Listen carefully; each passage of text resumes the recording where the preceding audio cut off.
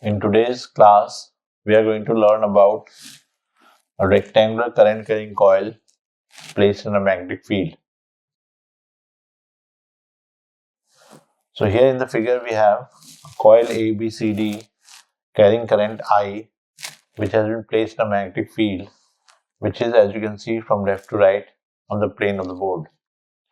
The magnetic field is making an angle theta with a normal to the coil, and each arm of the magnetic coil will experience a force which has been marked as F1, F2, F3 and F4. So we know that when a current carrying coil carrying current I is placed in a magnetic field of strength B, the force it experiences is given by F is equal to BIL sine theta. So for length, what we are going to do is we are going to take this as B and we are going to take this as A. Now, the force on arm AB is equal to BIL sine theta in the upward direction, which we have marked as F2, and force on arm CD is BIL sine theta in the downward direction, which has been marked as F1. So we can see that F1 is equal in magnitude but opposite in direction to F2. Therefore, these two forces cancel each other. Now we come to the force which is experienced by the arms AD and BC. For the arm AD, we have taken F3. B is the current, I into small b. This is the current element, and the angle that we are having clearly is 90 degree. So the force experienced here is BIB. And the Fleming's left-hand rule of FBI, force, magnetic field and current, tells us that the force is out of the plane of the paper, perpendicular to the coil. Similarly, for the arm CB or BC, F4 is given by B, current element here also is I into B, sine 90 degree, which is equal to BIB. Once again, both currents are equal in magnitude but opposite in direction. If you look at a coil, one of them is coming out of the plane, the other is going in the plane, and somewhere like this.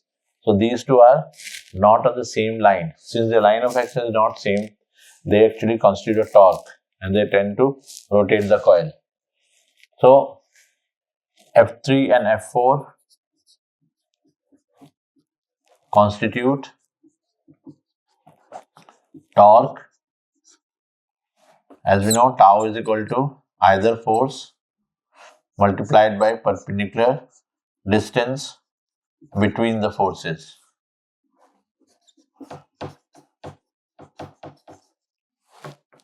So if I take this line as P and Q, and I draw a small triangle PQ, then the perpendicular distance between the two forces is actually equal to QR. This is what we have to get. This distance is A, taken from this dimension of the coil, and the angle is theta. So we get this is equal to F, and the perpendicular distance from here, sine theta, is equal to D into A. So the perpendicular distance is A sine theta. We can take F from here and we get F is equal to B into A sine theta. B into A is length into breadth of the coil. So it becomes area of the coil. And I into A is actually magnetic moment of the coil.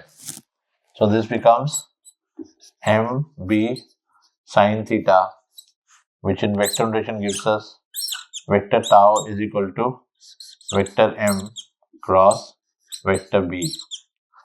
So we conclude that when a rectangular current carrying coil is placed in a magnetic field, it does not experience any force, but it experiences a torque which is given by cross product of their magnetic moment and magnetic field.